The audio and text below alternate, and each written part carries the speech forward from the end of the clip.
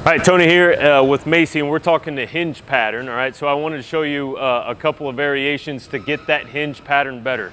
As Fit Pros, we find that's one of the ones that have the most common errors. And could be linked to your FMS scoring, which if you haven't had an FMS in a while, make sure you do that. But it could also be just to some motor planning and setup, right? So I want to cover that a little bit in a couple series of videos here. Focusing mainly on the hinge pattern because it's a big pattern. It's one that we use a lot, not only in just deadlifts and kettlebell swings and things, although we'll look at that, but in most of our movements really all come from a hinge.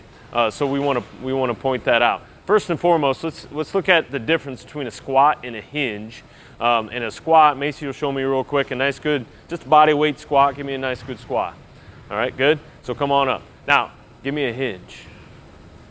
You see the difference there, right? So we're still bending at the knees a little bit and the hips are lowering, but we're really on the hinge style of things. If you're thinking of that wall, she's trying to touch her butt back to that wall, whereas squat, she's trying to get her butt down to the ground, right?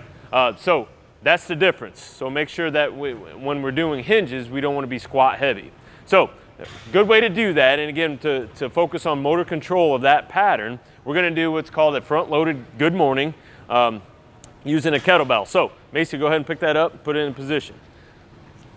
All right, so what we're gonna do is putting our arms right underneath that bell, we're gonna squeeze that back towards our xiphoid process, right? Our knees or our feet should only be about hip width apart. We don't want them too wide.